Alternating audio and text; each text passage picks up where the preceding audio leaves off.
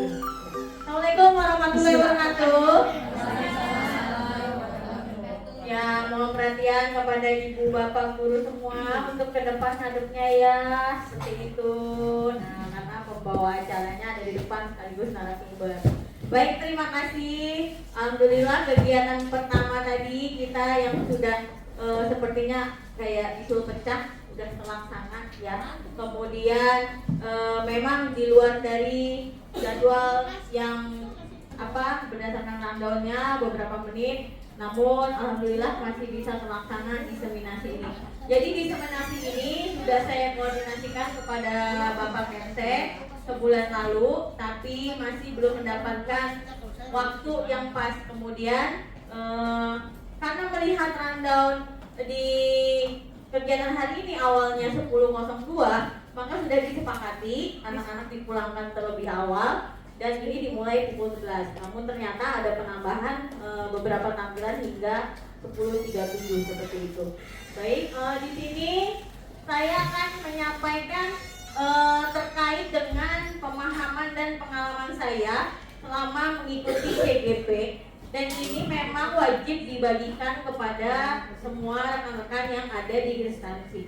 Harusnya ini sudah masuk ke lingkup KKGS ya, jadi tingkat gugus. Namun saya bilang ke Bapak, kita mulai dari lingkungan yang paling kecil dulu, yaitu sekolahnya dulu. Diseminasi budaya positif. Kalau dari dua kata ini, budaya positif, ada yang tahu budaya itu apa? Budaya itu berasal dari sesuatu yang dibiasakan dan menjadi kebiasaan. Ya, bisa berasal dari suku kata budaya. Tapi pengertiannya kalau sepemikiran ibu dan bapak guru, budaya itu apa sih perilaku atau bentuk cerminannya kalau di sekolah kita? Kan ada slogan gini, terpaksa, dipaksa, bisa, terbiasa, budaya. Itu ada di Adiwiyata ya. Jadi itu ada slogan yang memang ditanamkan ketika kita sudah menginjak sekolah Adiwiyata ya. Terpaksa, dipaksa, bisa, terbiasa, budaya. Artinya budaya itu ya. Kita tunggu dulu sebentar ya. Dua kata ini, budaya artinya sudah terbiasa dan tertanam pada diri masing-masing orang ya. Lalu positif sudah pasti itu adalah hal yang baik. Kemudian, nah konsep inti budaya positif di sini ada 4, yaitu 1, perubahan paradigma belajar. Artinya apa? Mengubah paradigma guru pada peserta didik, yang dimana awalnya guru hanya bisa menjadi pemimpin tapi tidak memikirkan kemampuan peserta didiknya. Jadi bisa tidak bisa murid mengikuti gurunya. Tapi di sini paradigmanya akan dirubah, bahwa guru yang akan mengikuti potensi muridnya, seperti itu. Kemudian yang kedua, ada disiplin positif. Ketiga, motivasi perilaku manusia. Kemudian dan yang terakhir adalah kebutuhan dasar manusia. Jadi ini semua harus kita pahami konsepnya. Yang kelima, posisi kontrol guru. 6, nilai kebajikan universal. 7, keyakinan kelas. 8, segitiga restitusi. Dari ke-8 ini, mana yang sering ibu bapak guru dengarkan atau sering temui, sering dipahami? Yang mana? Dari nomor 1 hingga 8. Nih, paradigma sampai ke segitiga restitusi. Ada yang sudah pernah melaksanakan salah satunya? Belum? Keyakinan kelas. Oke. Biasanya kita nyebutnya kesepakatan kelas ya. Kemudian posisi kontrol guru ini sebenarnya sering sekali, hampir semua ibu bapak guru mempunyai posisi ini. Tapi kita harus tahu posisi kita itu sebagai apa, seperti itu. Ya, kita akan bahas satu persatu di sini. Nah, Perubahan paradigma di mana di sini merancang pembelajaran berdiferensiasi. Dari kata berdiferensiasi artinya ada yang tahu? Pembeda. Apa? Miss bahasa Inggris coba Miss. Gimana kelas? Pembedaan. Ya, Perbedaan. berbeda. Tuh, pembelajaran kok berbeda. Nah, di sini sehingga peserta didik belajar sesuai kebutuhannya berdasarkan tahap perkembangan sesuai teori psikolog modern untuk mewujudkan profil pelajar Pancasila. Di akhir tujuannya adalah profil pelajar Pancasila, di mana ini juga tercantum pada Undang-Undang Dasar 1945 alinea keberapa Ibu Bapak? Dasar negara? 3. Keempat. Betul. Yang jawab guru kelas 1 loh. Ini yang lain kemana ini? Ya ampun. Ya, anak-anaknya jangan lupa untuk diajarkan untuk menghafal UUD 1945. Berikutnya. Nah, ini pelajar Indonesia yang sekarang kita menuju profil pelajar Pancasila yang ada 6 dimensi yang sudah sering kita dengarkan ya. Bisa dipahami masing-masing. Kemarin juga sudah dibantu pengimbasan IKM oleh Karawaci 3, terutama kelas 1, 4 atau yang lainnya 25, 36 akan menyusul di tahun depan 2024 insya Allah akan menjadi kurikulum nasional seperti itu. Kemudian tujuan pendidikan dari KHD yaitu Ki Hajar Dewantara. Di sini beliau memberikan tujuan yaitu pendidikan menuntut segala kekuatan kodrat yang ada pada anak-anak mendapat keselamatan dan kebahagiaan setinggi-tingginya baik sebagai manusia maupun anggota masyarakat. Kodrat yang udah ngerjain PMM pasti tahu nih ada berapa macam kodrat anak. Ayo, yang udah ngerjain PMM nih, ini modul 1. Lupa. Ada berapa? Ada 2, betul. Yang pertama kodrat alam, 2 lupa. Yang kedua adalah kodrat zaman ya. Jadi kodrat alam itu apa? Yaitu mengikuti kodrat anaknya ya, usia berapa, perkembangannya apa. Kemudian kodrat zaman yaitu sesuai dengan tuntutan masa kini yaitu abad 21 seperti itu. Oh, mati. Will?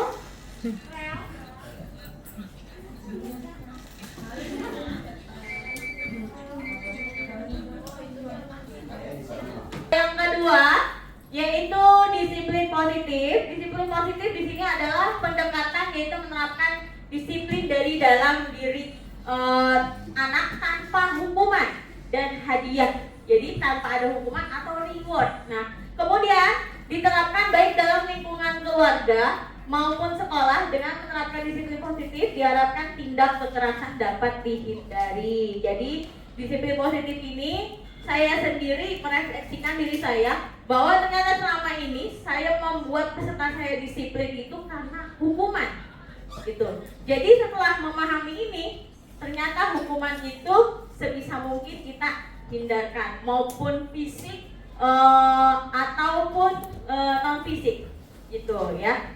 Kemudian untuk motivasi perilaku manusia di sini ada 2 macam yaitu eksternal dan internal. Yang eksternal menghindari ketidaknyamanan atau hukuman, kemudian mendapatkan imbalan penghargaan dari orang lain. Yang ketiga, untuk menjadi orang yang mereka inginkan dan menghargai diri sendiri dengan nilai-nilai yang dipercaya. Menurut Ibu Bapak Guru, motivasi mana yang perlu dikembangkan dalam disiplin positif? Yang mana? Internal, betul sekali. Kemudian kebutuhan dasar manusia. Apakah semuanya sudah memiliki ini kebutuhannya? Sudah? Bertahan hidup, contohnya apa Bu? Kebutuhan bertahan hidup? Makan, minum, ya betul. Bahkan habis makan nanti ada cemilan, tenang aja ya, gak usah khawatir. Walaupun cemilannya bentuknya nasi juga ya. Mohon maaf itu kalau saya nasi masih cemilan ya Bu ya. Gitu. Kemudian yang kedua, kasih sayang dan rasa memiliki. Ternyata ini ada loh contoh-contoh pada murid kita, ya. Murid kita yang menunjukkan indikasi-indikasi yang mereka kurang dari 5 kebutuhan dasar ini. Contohnya apa? Kebutuhan bertahan hidup. Misal ada anak atau peserta didik yang sering meminta bekal temannya, ya. Itu sering kan beberapa kali terlihat. Itu artinya dia ingin memenuhi kebutuhan dasar hidupnya, yaitu makan. Nah, kemudian kasih sayang dan rasa memiliki. Apa contohnya? Yaitu biasanya dia mempunyai perilaku khusus ke gurunya, ya. Misalkan ibu capek ya, ibu dipijit-pijit, gitu. Bu, saya bantuin ya, gitu. Jadi dia memiliki kebutuhan ini, kasih sayang. Dia pengen diperhatikan oleh gurunya dan disayangi dengan perbuatan-perbuatan kecil yang mereka lakukan. Kebebasan. Nah, ini tadi saya melihat yang di grup, yang 2 anak apa? Manjat tadi ya. Kebutuhan ini yang mereka minta. Kebebasan. Artinya, dia melakukan hal itu merasa tidak bebas di dalam sekolah itu. Makanya dia membebaskan diri. Dia keluar mau kemana itu. Itulah dia butuh kebebasan ini. Kemudian kesenangan. Nah, ini kesenangan ini paling sering terjadi. Mulai dari dia jahil sama temennya supaya dia seneng, gangguin teman-temannya. Kemudian ada juga yang memang suka ganggu, ngata-ngatain orang, terus dia seneng, temennya nangis gitu. Jadi dia butuh kesenangan seperti ini. Tapi kita harus bisa mengarahkan kebutuhan ini untuk ke arah yang lebih baik. Kemudian pengakuan. Ini guru biasanya sering melakukan ini nih. Wah, kamu pinter nak, kamu cakep. Nah, itu dia membutuhkan pengakuan seperti itu. Termasuk gurunya sendiri. Betul? Ibu bapak guru pengen punya pengakuan? Betul? Pengen dilihat dari kepala sekolah, wah ibu guru ini datang tepat waktu, wah ibu guru ini disiplin. Jadinya nanti bapak bisa menyampaikan, memberikan pengakuan. Nah, seperti ini, seperti bapak ini, seperti ibu ini, dengan indikator yang lainnya seperti itu ya. Memang ini pada dasarnya adalah kebutuhan yang kita inginkan. Ya, kita lanjut ke budaya positif yang kelima. Posisi kontrol guru. Ada 5.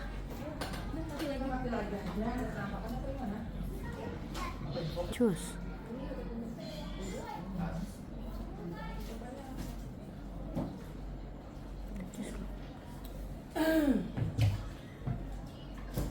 Ya. Oke, terima kasih. Ya, kita lanjut lagi. Posisi kontrol guru yaitu ada 5 ya. Coba saya mau minta ini, tolong perhatikan, ini nomor 1, 2, 3, 4, 5. Sekarang semuanya tutup mata. Tutup mata. Kemudian angkat tangannya sesuai dengan angka yang saya tunjuk tadi. Di manakah posisi ibu bapak guru saat ini ya? Oke, siap? Semuanya tutup mata. Ya, jadi misalkan gini, kan mau tutup mata. Ketika saya bilang 1, 2, 3 angkat tangan, nanti saya lihat, oh ternyata ibu guru ini, bapak guru ini posisi kontrolnya ada di sini. Gitu. Jadi tanpa perlu orang lain mengetahui, cukup saya yang tahu seperti itu ya. Baru nanti saya akan bahas satu persatu. Gitu. Nggak dijelasin dulu tuh, nggak dijelasin dulu. Enggak, ini namanya pretest dulu ya, seperti itu. Nanti baru terakhir post testnya ternyata ibu ada di posisi mana yang benar, seperti itu ya. Oke, siap semuanya, tutup mata. Yang melek nanti kelilipan ya. Oke. Aduh, kelilipan. Aduh. Nggak boleh nangis. Sebutin ya, 1 ngomong gitu ya. Ya. Nggak ingat. Nggak usah. Oh ya, oke, saya ulangi. Penghukum 1, sekarang udah dilihat ya. Penghukum 1, pemantau 2, pembuat rasa bersalah 3, kemudian teman 4, manajer 5. Ya. Jadi langsung tunjuk aja angkat tangannya, menunjukkan angka berapa pakai jari. Siap? Oke, menang ya? Nggak ngerti, masih nggak ngerti. Ya Allah. Ini ya. Iya. Iya, terhadap siswa. Jadi misalkan misalkan ada satu tunjuk angka satu. ya, misalkan gini, contoh saya merasa posisi kontrol saya sebagai penghukum. Maka nanti ketika saya disebutkan 1, 2, 3, saya merem nih, 1, 2, 3, tunjuk angka 1. Tapi ketika ibu nanti posisi kontrolnya sebagai pemantau bersama-sama 1, 2, 3, gitu. Begitu anakku. Ini banyak. Iya, seperti itu. Iya, pilih, betul ya. Siap ya. Yuk, matanya ditutup, merem. Sesuai ibu. Sesuai Bu Tike. Oke. 1, 2, 3. Oke. Yang belakang belum angkat tangan. Push, oke. Iya, terima kasih. Silakan diturunkan. Ternyata banyak di nomor 3 dan 2. Ya, banyak di nomor 3 dan 2. Nomor 1 hanya beberapa saja. Nomor 3 itu membuat rasa bersalah. Maksudnya seperti apa? Kemudian pemantau seperti apa? Kita lihat nanti di sini. Manajer gak ada yang pilih manajer. Oh, ada ya, oke. Tapi kan lebih banyak 2 sama 3 ya. Satu lagi jelasin semua.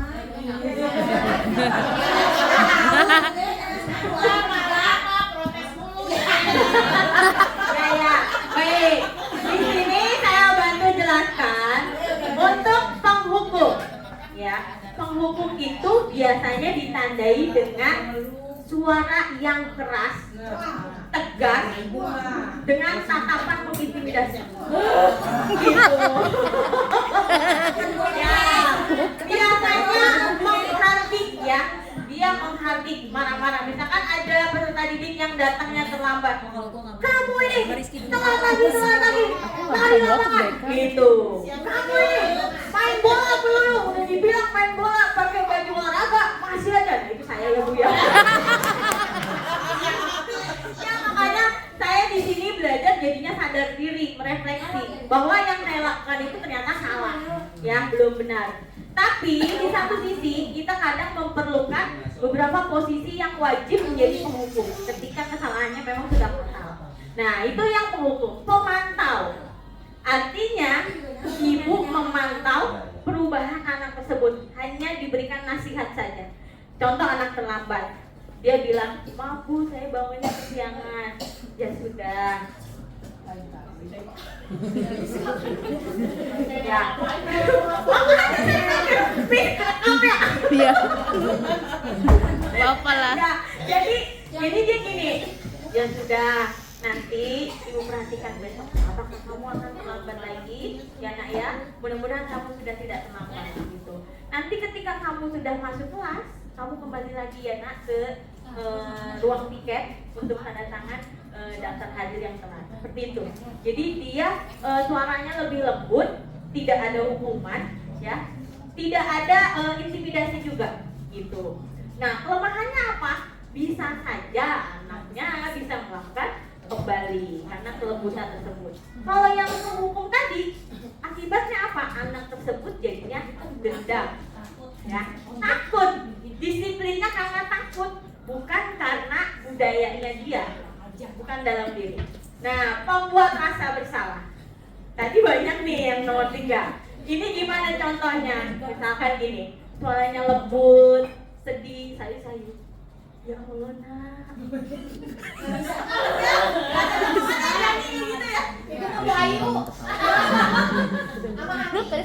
Jadi gini, ya Allah nak, kamu gak kasihan sama ibu nak. Oh, boleh sih, Mama.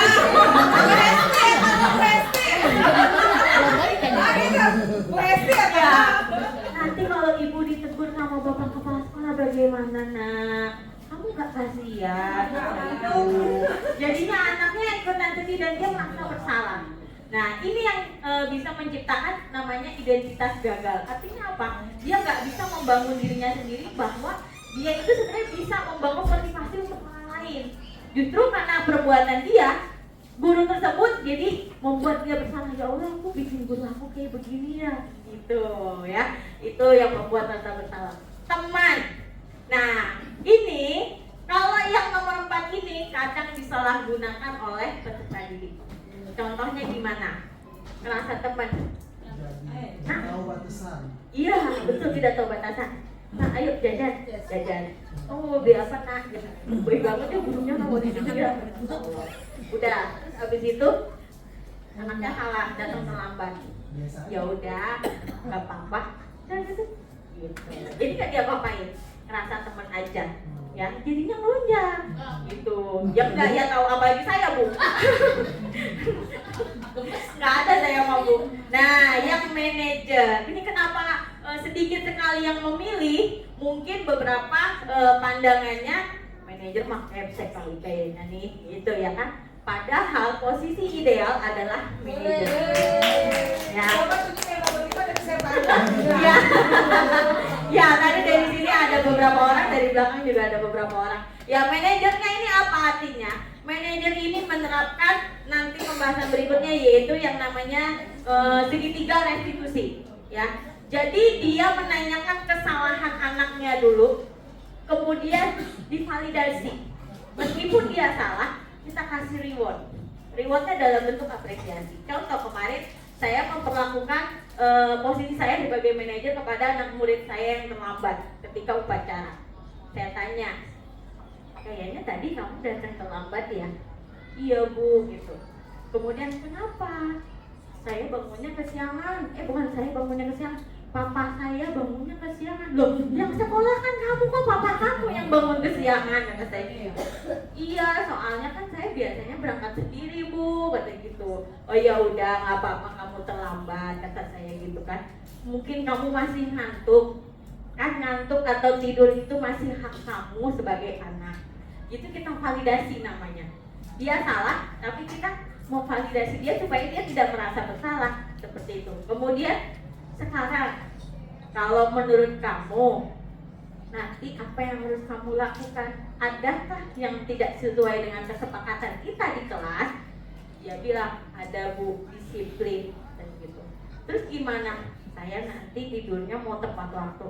Loh, emang sebelumnya saya habis main Bu, jadi tidurnya malam setengah 10 sampai saya lupa mengecas sepeda listrik saya, makanya saya minta antar sama papa. Dia bilang seperti itu. Nah, itu posisi kita sebagai manajer. Emang agak lama ya, tapi memang itu yang diharapkan untuk Bapak Ibu guru. Dan tidak semua ya, tidak semua permasalahan bisa diselesaikan dengan manajer.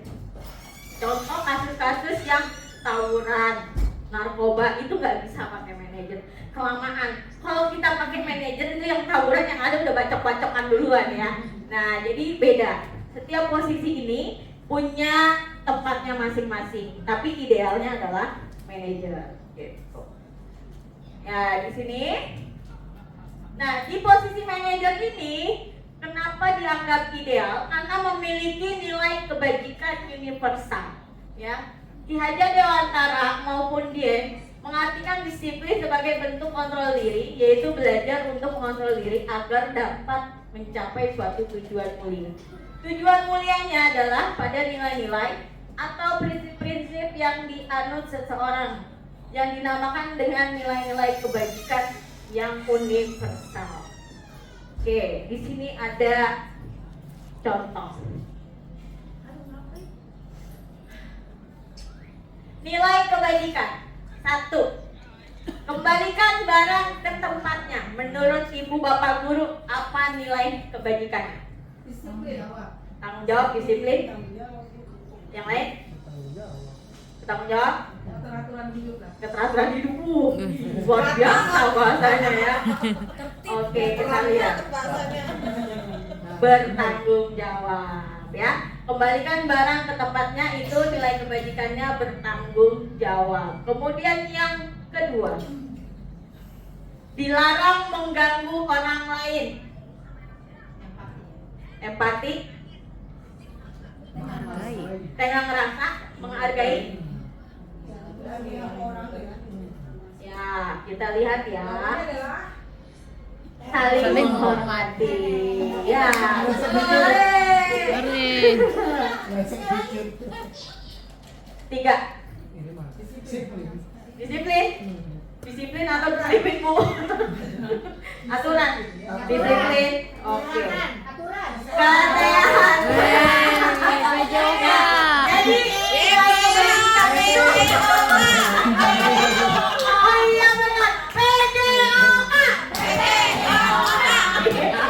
Iya, ternyata nilai kebajikan itu tidak hanya yang sifatnya kejujuran, kemudian disiplin, bertanggung jawab, toleransi. Namun ada lagi nilai kebajikan yaitu komunikasi, ya. Bagaimana kalau ibu bapak guru tahu bahwa Soekarno sendiri adalah seorang pendiskusi yang handal sehingga bisa diskusi dengan rakyat Jepang atau sekutu untuk memerdekakan Indonesia karena kepintarannya dia bernegosiasi gitu ya. Jadi itu nilai-nilai kebajikan. Kemudian kita lanjut ke keyakinan kelas atau kesepakatan kelas. Di sini keyakinan kelas adalah suatu disiplin positif yang diterapkan budaya positif di sekolah. Ya, di sekolah harusnya tidak hanya di kelas saja. Jadi ada keyakinan sekolah supaya itu bisa diterapkan oleh semua kelas, gitu ya. Jadi istilahnya gini, ketika di kelas tersebut sudah punya keyakinan, tapi di sekolah itu tidak dan kelas lain tidak, anak pasti gini, di kelas itu aja nggak dilarang, seperti itu, ya. Jadi tidak punya patokan ketika sekolah tidak mempunyai keyakinan, mungkin beda dengan tata tertib, ya. Itulah nanti ada bedanya peraturan dan keyakinan. Di sini keyakinan kelas merupakan nilai-nilai kebajikan universal yang telah disepakati. Keyakinan kelas dibuat secara bersama-sama dengan seluruh siswa yang sudah punya keyakinan kelas. Yang buat gurunya atau anaknya? Gurunya. Ada yang bareng-bareng, ada yang gurunya. Di awal saya membuat, itu saya yang membuat kalimatnya, ya. Kemudian saya pelajari, ternyata tugas guru itu bukan membuat, tapi memfarasekan, ya, dari kalimat-kalimat yang disampaikan oleh anak. Biasanya kita tanya dari kalimat negatif. Contoh, dilarang membuang sampah sembarangan. Itu peraturan. Kita jadikan keyakinan kelas. Kita rubah kalimatnya jadi lebih positif. Bagaimana? Harus ada yakinnya. Jadi ntar aku mau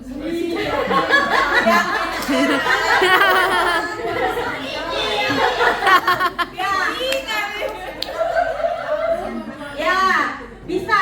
Kan namanya yakin itu ibaratnya kayak kita janji ya Bu ya. Contoh aja dilarang membuang sampah sembarangan, itu bisa kita ubah jadi kalimatnya kita bisa menjaga kelas bersih. Nah, gitu. Jadi intinya tidak menggunakan kalimat-kalimat negatif. Di sini tujuannya adalah mewujudkan merdeka belajar supaya anak tersebut merasa pendapatnya memang didengar dan digunakan untuk kesepakatan bersama-sama. Kemudian menjadikan budaya di mana anak dapat menjalankan keyakinan kelas dengan kesadaran diri, bukan karena dipaksa, ya, bukan karena kemauan gurunya. Gurunya pengen kelasnya bersih, kesepakatannya kelas kita bersih.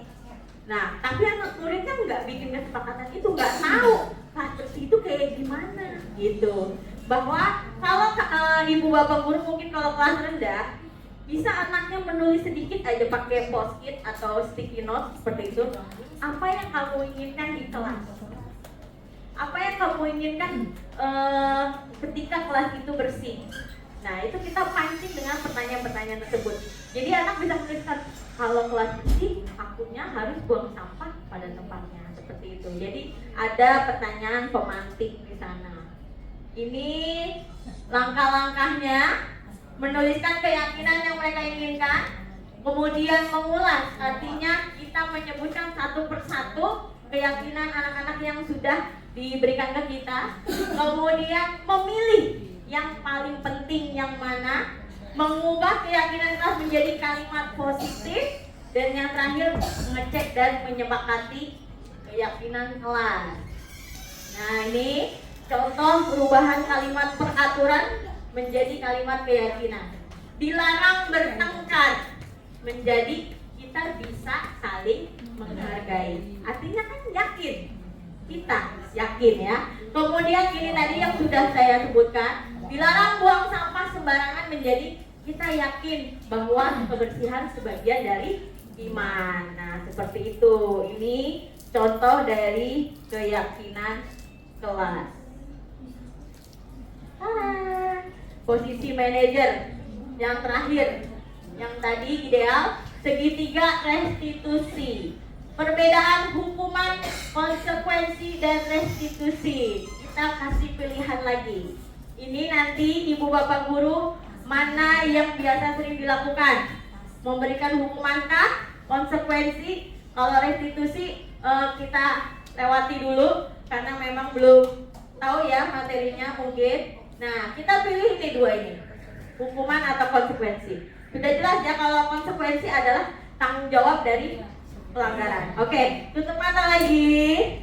Yuk, satu atau dua? Pilih aku atau dia? Iya, jangan ya. Yuk, 1, 2, 3. Wih, banyak yang pilih nomor 2. Oke, terus terima kasih. Nah, kita lihat di sini. Identitas gagal, identitas sukses. Hukuman ternyata menciptakan identitas gagal di sini, di mana sesuatu yang menyakitkan bisa terus terjadi, kemudian tidak nyaman, anak untuk jangka panjang, kemudian korban mendapatkan ketidakadilan, murid atau anak akan tersakiti, perilaku pasif, agresif meningkat. Nah, ada anak yang sudah dihukum malah makin menjadi-jadi, betul? Ya, malah makin caper ya. Aduh, begitu. Kemudian sistem tidak akan berjalan lama apabila murid tidak takut. Nah, identitas sukses ini berdasarkan dari konsekuensi dan restitusi. Nah, ini bisa konsekuensi itu ada ternyata yang sisi negatifnya, tidak nyaman untuk murid atau anak untuk jangka waktu pendek. Kemudian korban bisa diabaikan, jadi dicuekin. Misalkan, yaudah, yang penting kamu mau bertanggung jawab. Udah, kita nggak mantau lagi, ya kan? Terserah dia mau ngelakuin apa, jadinya kan diabaikan seperti itu. Kemudian untuk yang restitusi merupakan pilihan menguatkan dalam waktu jangka panjang. Korban mendapatkan ganti, murid mendapatkan penguatan, masalah terpecahkan. Kemudian yang terakhir adalah bertanggung jawab untuk perilakunya. Nah, hukuman atau konsekuensi dipilih ya. 1. Mencatat 100 kali di dalam buku kalimat saya tidak akan terlambat lagi karena terlambat ke sekolah. Hukuman, konsekuensi? Hukuman. Oke. 2. Lari mengelilingi lapangan basket 2 kali karena terlambat hadir di sekolah. Hukuman. Oke. Gak ada yang jawab konsekuensi ya. 3. Membersihkan coretan yang dibuatnya ditulis di meja tulis. Konsekuensi. 4. Murid diminta untuk push up 15 kali karena tidak menggunakan hukuman. Nah, ini tahapan segitiga restitusi. Yang pertama adalah menstabilkan identitas, ya. Kemudian kedua, validasi tindakan yang salah. Ketiga, menanyakan keyakinan. Kita tonton dulu supaya bisa lebih jelas. Mana dia?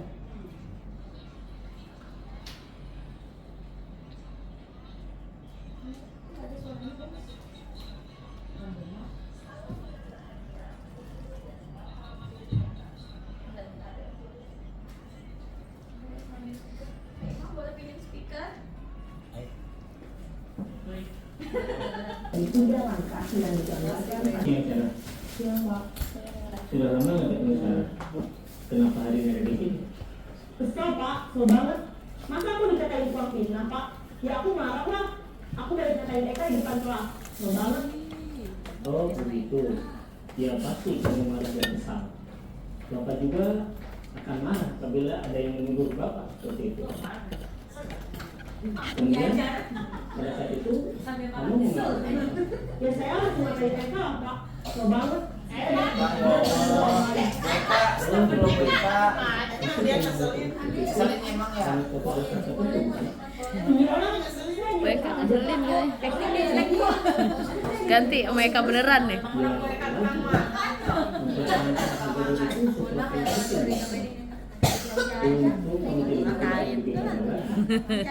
Hanya membentak-bentak. Iya Pak. Untung saya masih bersabar dan hanya membentak saja. Bentak aja masih sabar ya. Saya pasti bela diri lah. Ya pasti ya. Tapi kamu memilih untuk tetap bertahan dan bersabar. Udah sakit tuh mereka bertahan ya sakit Kamu mereka. memilih untuk tidak berbuat lebih parah lagi, bukan? Iya. Nah, sekarang coba kita lihat lagi tindakan kamu yang bentak-bentak Eka di kelas. Tindakan kamu itu kira-kira sesuai dengan keyakinan atau itu kamu tidak? Enggak Pak. Capek Pak di rumah. Jadi keyakinan atau prinsip mana yang kurang sesuai dengan keinginan kamu? Ya, saya sebenarnya sangat menghargai orang lain. Mungkin saat itu saya menjadi emosi, jadi tidak menunjukkan sikap itu. Kamu meyakini tidak? Menghargai orang lain itu penting buat kamu. Yakin lah Pak. Iya, setuju. Kita harus saling menghargai. Namun, ada juga keyakinan yang kita sepakati yang perlu kita jalankan apabila kita sedang marah, bukan? Ya, saya bisa lebih proaktif, mulai dengan diri sendiri. Saya bisa jadi lebih sabar, mengambil waktu jeda untuk berpikir mau apa selanjutnya. Kira-kira kamu bersedia memperbaiki masalah ini tidak? Sedia Pak. Kalau kamu memperbaiki masalah ini, kamu akan menjadi orang seperti apa? Saya akan menjadi orang yang bertanggung jawab kali ya Pak. Dan senantiasa proaktif. Iya, menurut kamu bagaimana rasanya menjadi orang seperti itu? Ya nyaman lah, bangga bisa bersabar dan menahan diri. Baiklah kalau begitu. Yuk kita pikirkan bagaimana memperbaiki masalah ini. Disensor itu mereka kata-katanya disensor. Ibu dan bapak guru hebat. Baru saja kita menyaksikan contoh bagaimana seorang guru berada dalam posisi manajer menggunakan penerapan segitiga restitusi. Mari kita bahas satu persatu. Pada sisi pertama, menstabilkan identitas berdasarkan pada prinsip bahwa membuat kesalahan adalah bagian dari proses pembelajaran. Sisi pertama dari segitiga ini berperan menggeser identitas murid dari identitas gagal ke identitas sukses. Murid yang sedang bertingkah laku yang tidak pantas atau menarik diri saat itu sedang mengalami identitas gagal. Bila kita mengkritiknya, maka posisinya tidak akan berubah. Kita bisa mengajukan pernyataan-pernyataan ini. 1. Membuat kesalahan sesuatu yang wajar. 2. Manusia tidak ada yang sempurna. 3. Kita bisa memperbaiki masalah ini. 4. Saya tidak menanyakan kesalahannya. Saya lebih fokus bagaimana memperbaiki masalah ini. 5. Apakah saat ini kamu pernah menjadi orang yang baik untuk dirimu sendiri? Pada sisi kedua, validasi tindakan yang salah berlandaskan pada prinsip bahwa setiap perilaku berupaya memenuhi suatu kebutuhan tertentu. Guru yang telah memahami teori kontrol akan bergeser dari pemikiran stimulus respon menjadi proaktif dan mencoba untuk mengenali tujuan dari perilaku murid, mengenali dan mengakui kebutuhan murid ini dapat memperbaiki hubungan dengan murid tersebut. Pernyataan atau pertanyaan bisa disampaikan dengan nada suara tidak menghakimi atau memojokkan, sehingga dapat mengembalikan murid pada posisi positif. 1. Kamu bisa saja bertindak lebih gegabah lagi dari ini. 2. Kamu bukan melakukannya tanpa suatu alasan tertentu. 3. Kamu melakukannya karena mempertahankan sesuatu yang penting bagimu. 4. mungkin kamu bisa mempelajari suatu perilaku baru yang lebih efektif. Bersediakah kamu mempelajarinya? Selanjutnya, kita akan simak sisi terakhir, yaitu menanyakan keyakinan. Teori kontrol menyatakan bahwa pada dasarnya kita termotivasi secara intrinsik.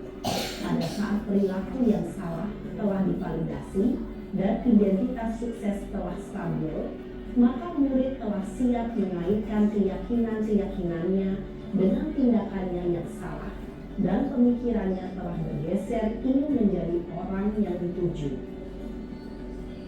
Pertanyaan-pertanyaan ini dapat mengaitkan keyakinan-keyakinan yang dianut murid. 1. Sebagai keluarga atau kelas, apa yang kita yakini? 2. Nilai-nilai apa yang telah kita sepakati? 3. Seperti apa gambaran sebuah kelas yang ideal bagi kamu? 4. Kamu ingin menjadi orang seperti apa?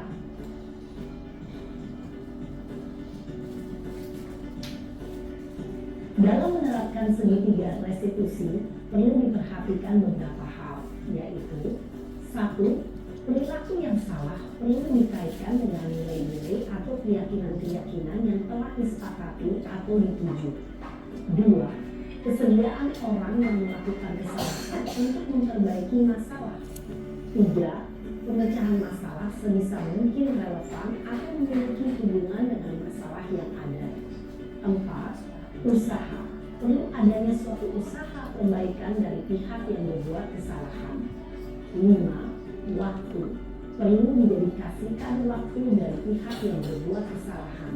Tanyakan kapan akan mulai diberlakukan usaha untuk memperbaiki masalah.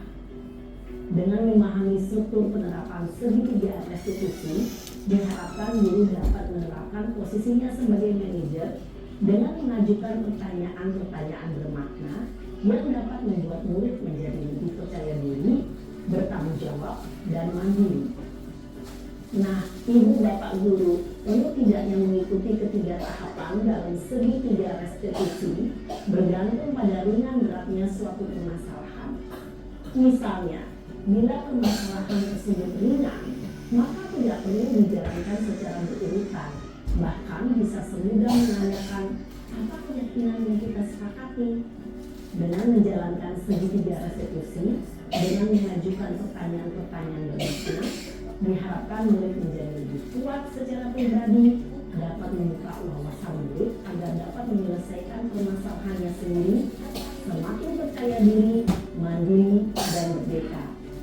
Salam dan bahagia, ibu bapak guru hebat.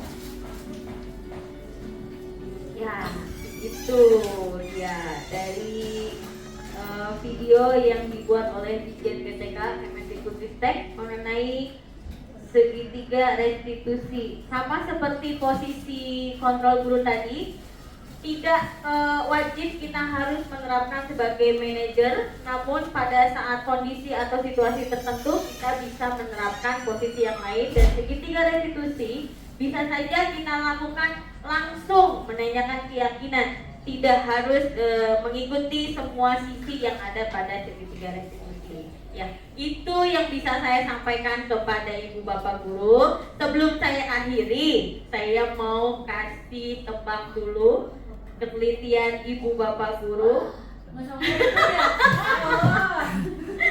Mohon maaf ya, biasa itu suami dan adik ipar saya. Seperti itu. Jangan gitu dong, Bang. Korea. Ya. Korea jauh satu. Nggak tahu.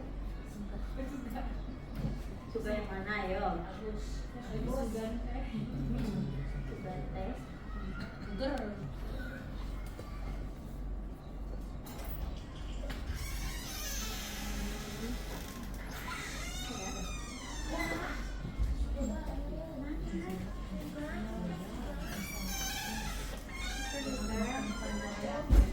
No.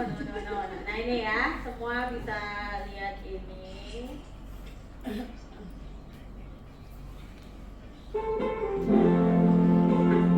Ya. Aneh tapi nyata. nyata. Sipitkan matamu, maka gambar ini akan berubah menjadi seorang laki-laki. Siapa? Iya betul, Cristiano Ronaldo. Itu ya. Jadi ya. Ada kata sayang senang. Bukan saya banyak. Dia akan berubah menjadi seorang laki-laki. Ada juga yang tulisannya pinjam dulu 100, ada yang seperti itu ya. Baik, Ibu Bapak Guru terima kasih banyak sudah bersedia menghadiri diseminasi budaya positif. Semoga apa yang saya sampaikan tadi sedikitnya bisa merubah paradigma Ibu Bapak Guru terhadap posisi Ibu Bapak Guru sendiri sebagai guru. Ya saya akhiri, wassalamualaikum warahmatullahi wabarakatuh. Terima kasih, silakan dinikmati cemilannya atau udah habis, mohon maaf gak ada airnya ya. Saya cuma ngingetin makan, gak ngingetin minum.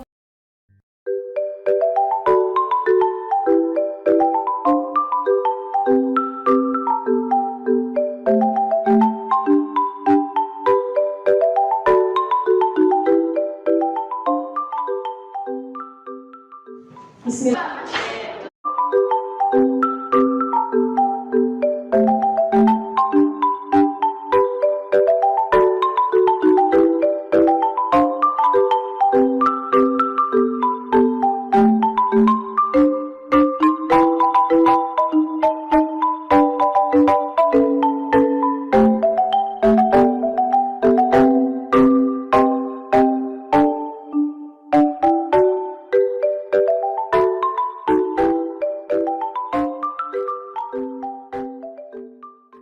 Halo, nama saya Alifa dari kelas 4D. Perasaan saya kelas buat kesepakatan kelas saya senang sekali. Halo, perkenalkan nama saya Abu Wildan dari kelas 4D. Perasaan saya saat membuat kesepakatan kelas adalah saya sangat senang. Halo, nama saya Gio kelas 4D. Perasaan saya saat kesepakatan kelas adalah senang. Perkenalkan nama saya Tio dari kelas 4D. Saat membuat kesepakatan kelas saya senang. Ada takutnya nggak? Nggak ada. Masa? Oke, terima kasih.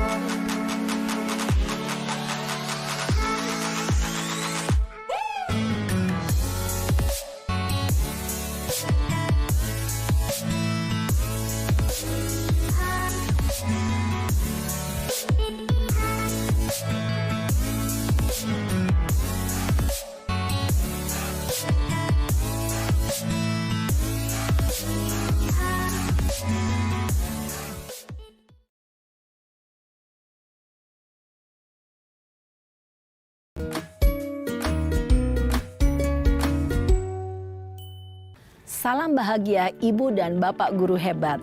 Dalam penerapan disiplin positif restitusi, salah satu program yang dikembangkan adalah 5 posisi kontrol. 5 posisi kontrol dalam restitusi adalah proses perjalanan seorang pendidik agar dapat mengenali dirinya. Pada video kali ini, kita akan membahas tentang 5 posisi kontrol yang dikembangkan oleh Diane Goossen dan contoh penerapannya.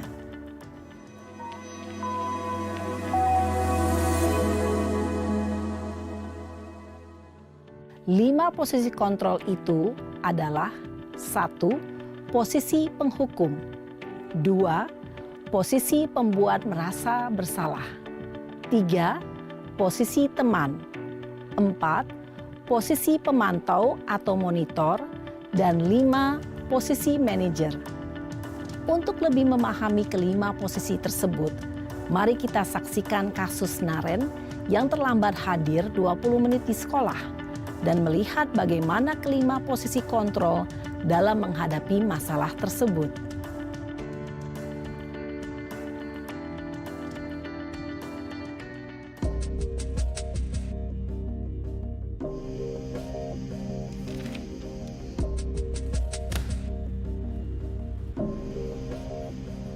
Naren!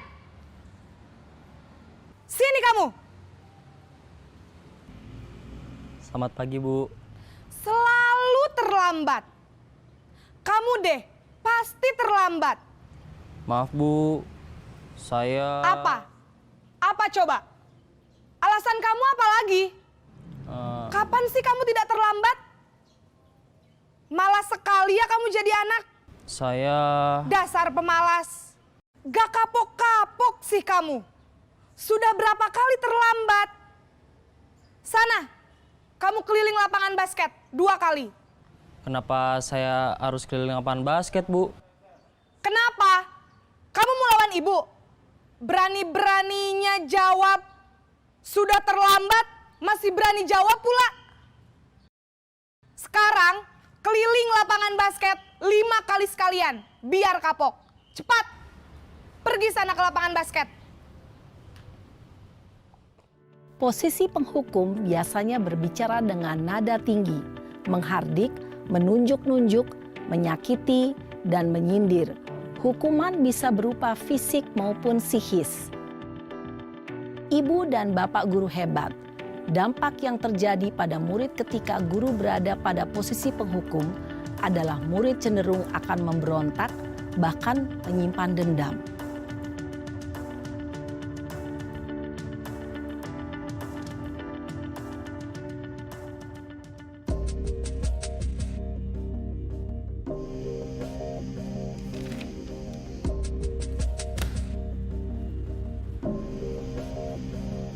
Naren!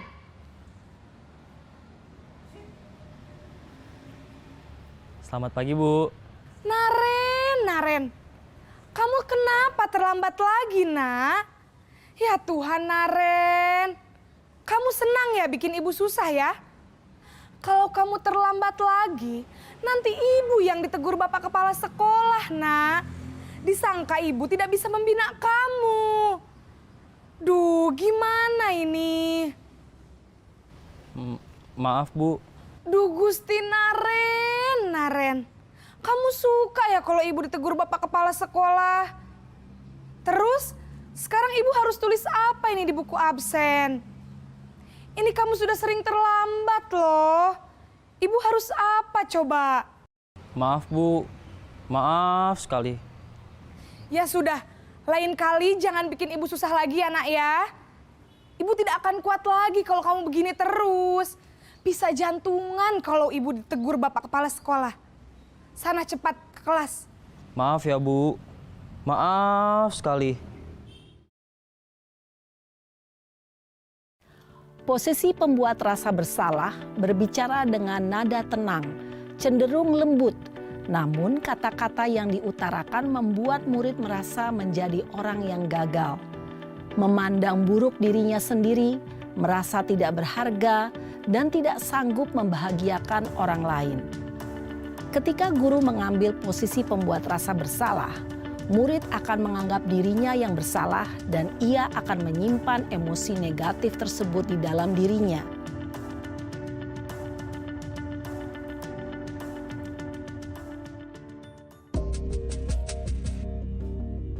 Naren!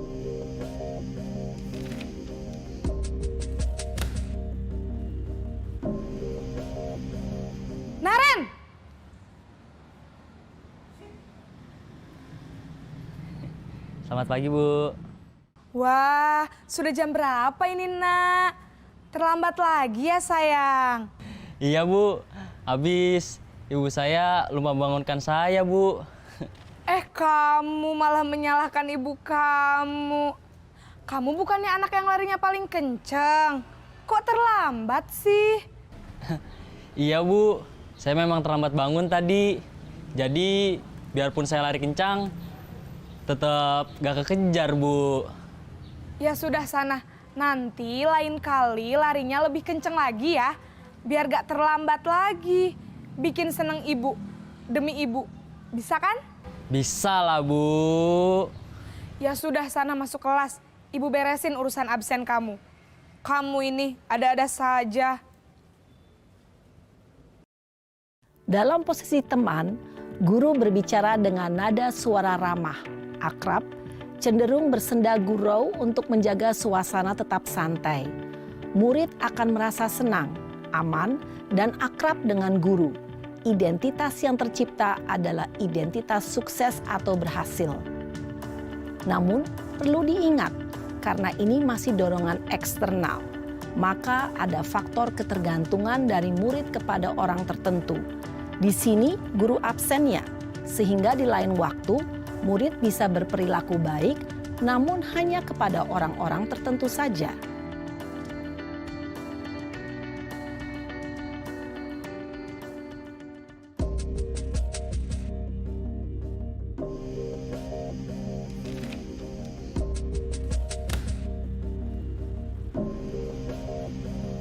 Naren!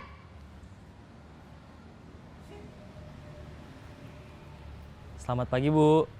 Naren, apa peraturan sekolah kita tentang jam berapa kita harus masuk sekolah, Nak? Kita harus di sekolah jam 7, Bu. Iya, betul. Sekarang sudah jam 7.20.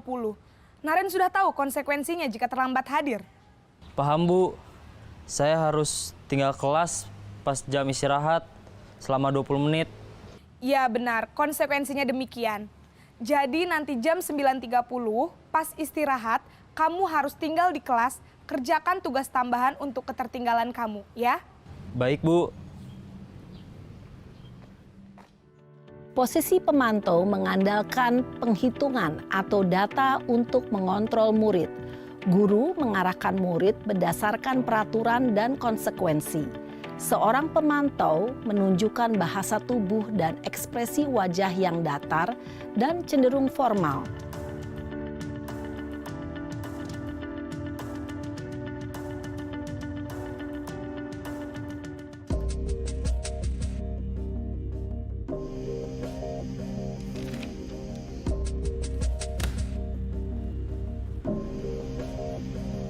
Naren!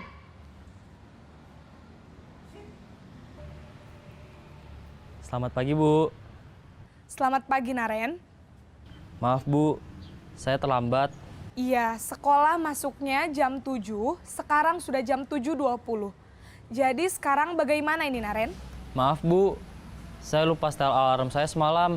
Baiklah, menurut kamu, keyakinan sekolah yang mana yang perlu kamu tingkatkan? Menghargai diri sendiri dan orang lain mungkin ya, Bu. Setuju. Jadi, apakah Naren meyakini prinsip saling menghormati tersebut? Iya, Bu. Saya meyakininya. Apakah Naren bersedia memperbaiki masalah keterlambatan ini? Bersedia, Bu. Bagaimana kamu akan perbaiki masalah keterlambatan ini? Saya akan coba untuk tidak lupa menyetel alarm saya, Bu. Baik, kalau Naren lupa menyetel alarm di rumah, ada orang yang kira-kira bisa bantu mengingatkan tidak? Ada, Bu.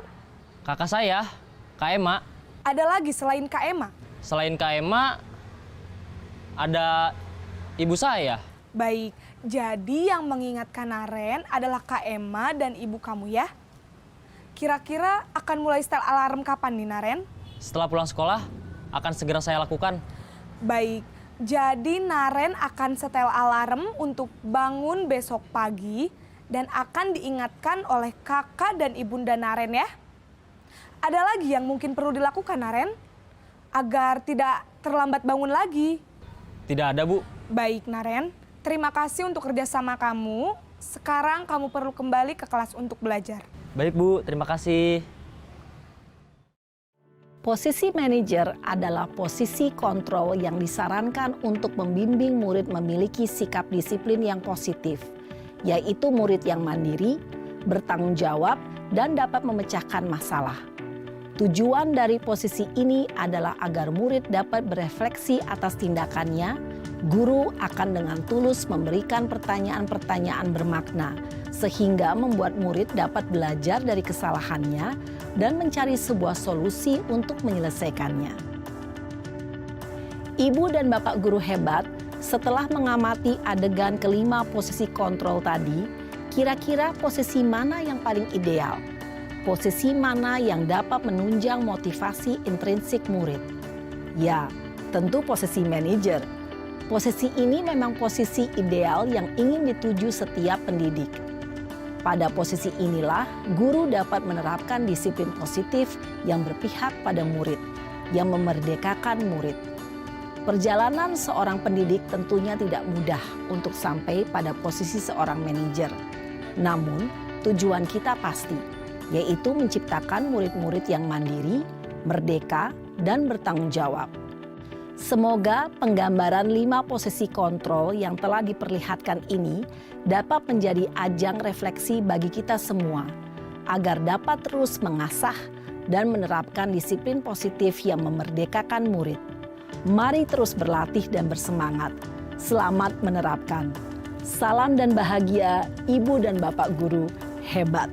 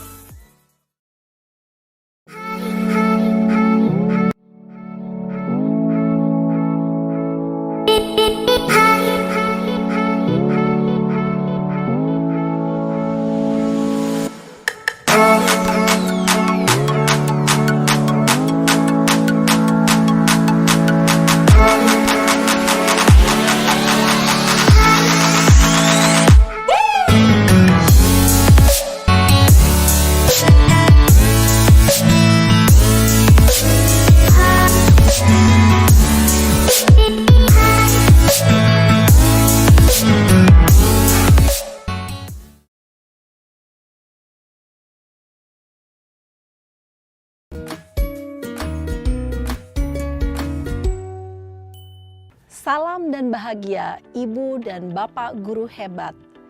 Pada video kali ini kita akan membahas tentang salah satu program disiplin positif yang diterapkan di lingkungan sekolah yang dikenal dengan nama restitusi.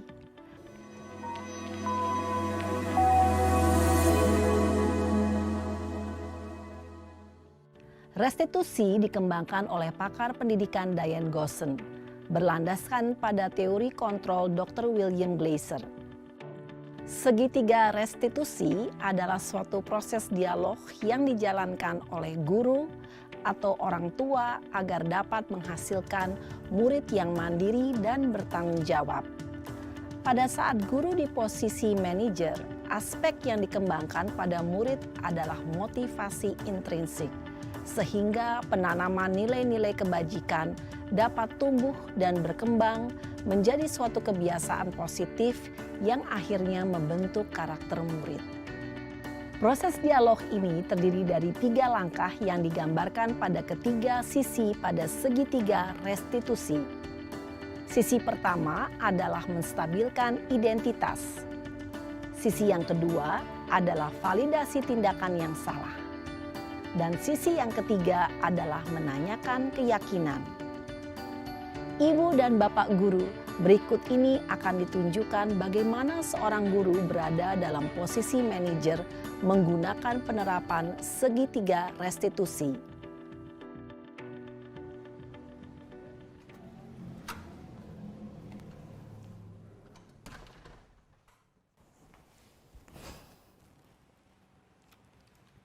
Siang Sarah. Siang, Pak. Sudah lama nggak ketemu Sarah. Kenapa hari ini ada di sini? Kesel, Pak. Kesel banget. Masa aku dikatain tukang fitnah, Pak? Ya aku marah lah. Aku balik ngatain Eka di depan kelas. Kesel banget.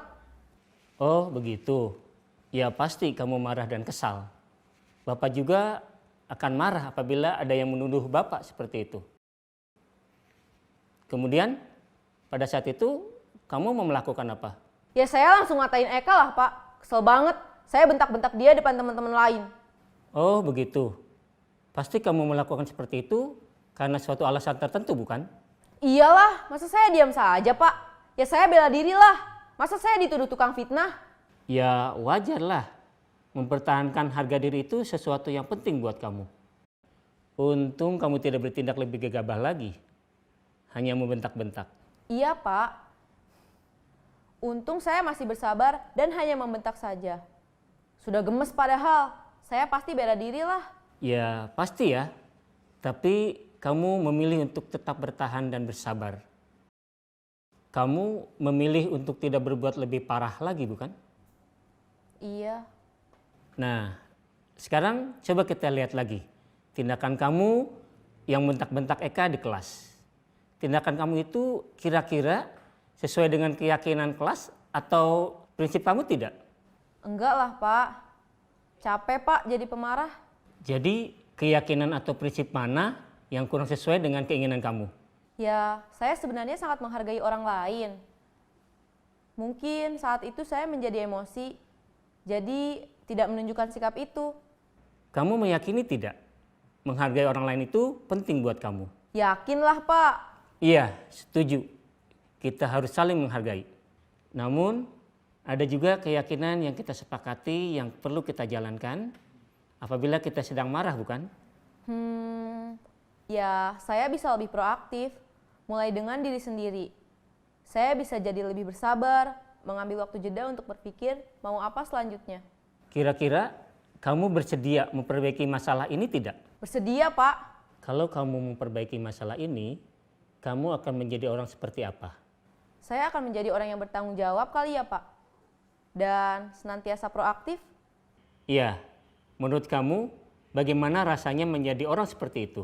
Ya nyaman lah, bangga bisa bersabar dan menahan diri. Baiklah kalau begitu. Yuk kita pikirkan bagaimana memperbaiki masalah ini.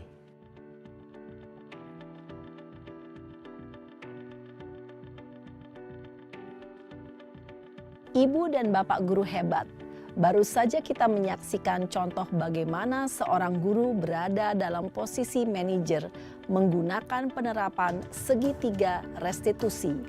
Mari kita bahas satu persatu.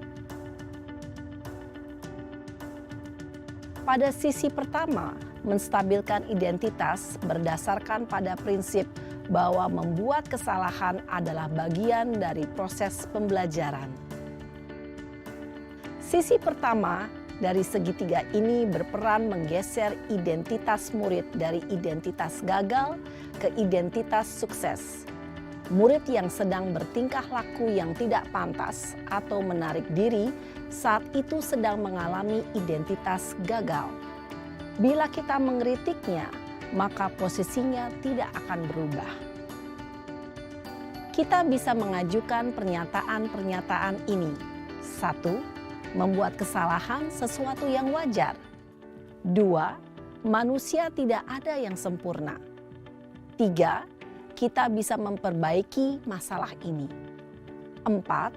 Saya tidak menanyakan kesalahannya. Saya lebih fokus bagaimana memperbaiki masalah ini. 5. Apakah saat ini kamu tengah menjadi orang yang baik untuk dirimu sendiri? Pada sisi kedua, validasi tindakan yang salah berlandaskan pada prinsip bahwa setiap perilaku berupaya memenuhi suatu kebutuhan tertentu. Guru yang telah memahami teori kontrol akan bergeser dari pemikiran stimulus respon menjadi proaktif dan mencoba untuk mengenali tujuan dari perilaku murid. Mengenali dan mengakui kebutuhan murid ini dapat memperbaiki hubungan dengan murid tersebut. Pernyataan atau pertanyaan bisa disampaikan dengan nada suara tidak menghakimi atau memojokkan, sehingga dapat mengembalikan murid pada posisi positif. 1. Kamu bisa saja bertindak lebih gegabah lagi dari ini. 2. Kamu bukan melakukannya tanpa suatu alasan tertentu. 3. Kamu melakukannya karena mempertahankan sesuatu yang penting bagimu. 4. Mungkin kamu bisa mempelajari suatu perilaku baru yang lebih efektif. Bersediakah kamu mempelajarinya?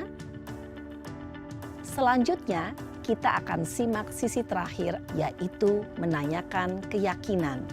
Teori kontrol menyatakan bahwa pada dasarnya kita termotivasi secara intrinsik. Pada saat perilaku yang salah telah divalidasi dan identitas sukses telah stabil, maka murid telah siap mengaitkan keyakinan-keyakinannya dengan tindakannya yang salah, dan pemikirannya telah bergeser ingin menjadi orang yang dituju.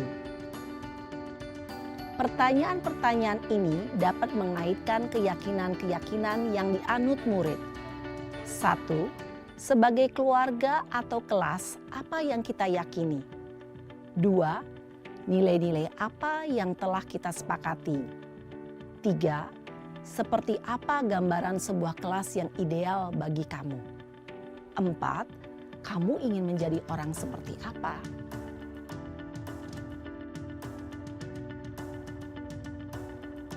Dalam menerapkan segitiga restitusi, perlu diperhatikan beberapa hal, yaitu 1. Perilaku yang salah perlu dikaitkan dengan nilai-nilai atau keyakinan-keyakinan yang telah disepakati atau dituju. 2. Kesediaan orang yang melakukan kesalahan untuk memperbaiki masalah. 3. Pemecahan masalah sebisa mungkin relevan atau memiliki hubungan dengan masalah yang ada. 4. Usaha. Perlu adanya suatu usaha perbaikan dari pihak yang berbuat kesalahan. 5. Waktu. Perlu didedikasikan waktu dari pihak yang berbuat kesalahan. Tanyakan kapan akan mulai diberlakukan usaha untuk memperbaiki masalah.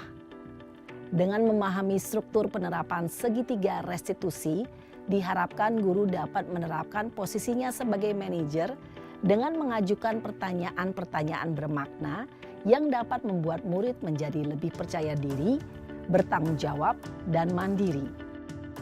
Nah, ibu bapak guru perlu tidaknya mengikuti ketiga tahapan dalam segitiga restitusi bergantung pada ringan beratnya suatu permasalahan. Misalnya, bila permasalahan tersebut ringan, maka tidak perlu dijalankan secara berurutan. Bahkan bisa semudah menanyakan, apa keyakinan yang kita sepakati? Dengan menjalankan segitiga restitusi, dengan mengajukan pertanyaan-pertanyaan bermakna, diharapkan murid menjadi lebih kuat secara pribadi, dapat membuka wawasan murid agar dapat menyelesaikan permasalahannya sendiri, semakin percaya diri, mandiri, dan merdeka. Salam dan bahagia, ibu bapak guru hebat.